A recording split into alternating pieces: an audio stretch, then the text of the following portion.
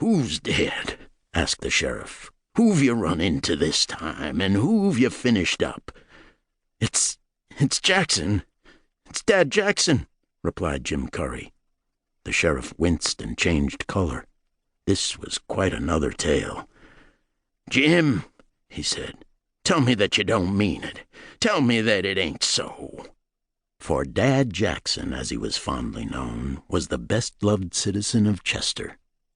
In the old days, Dad Jackson had been a very prosperous prospector, but his nearest and dearest friend, using his hold on the affections of Jackson to betray him, had nearly stripped him of his money.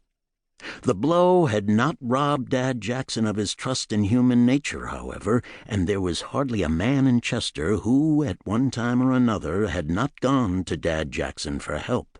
Therefore it was that the sheriff winced, as if he had been struck in the face when he heard the fatality named. "If unsaying it would undo it," declared Curry, "I'd sure unsay it. But unsaying it won't help. I seen him fall.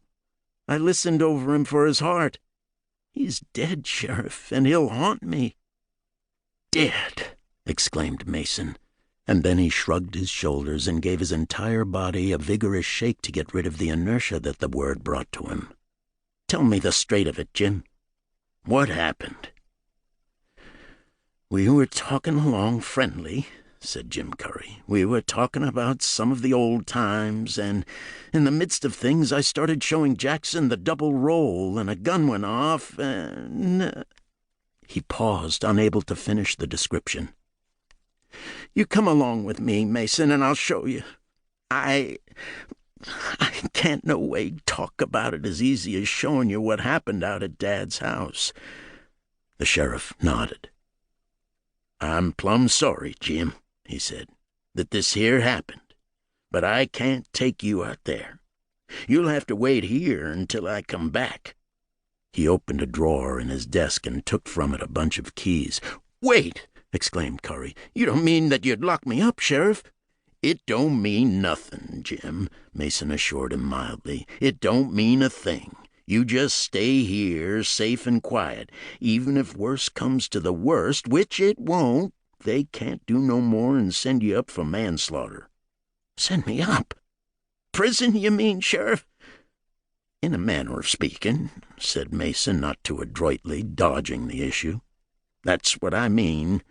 You ain't gonna die just because you stay overnight in jail." But Big Jim Curry was gray with fear of which the sheriff was not an altogether unknowing witness.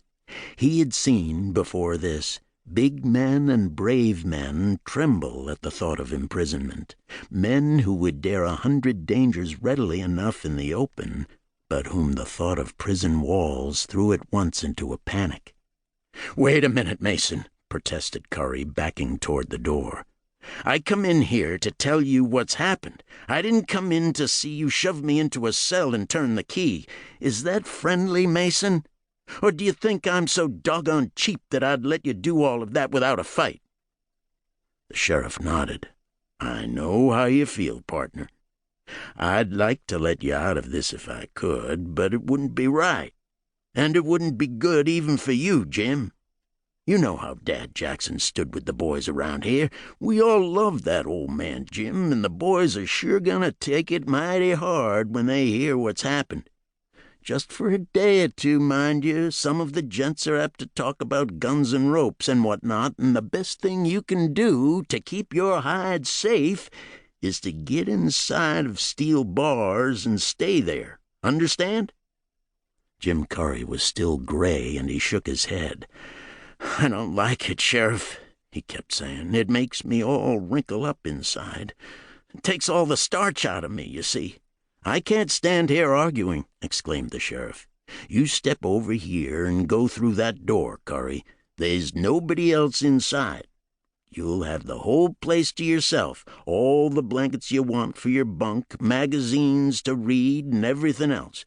But inside you go. It's for the sake of your own neck that I'm talking, you fool."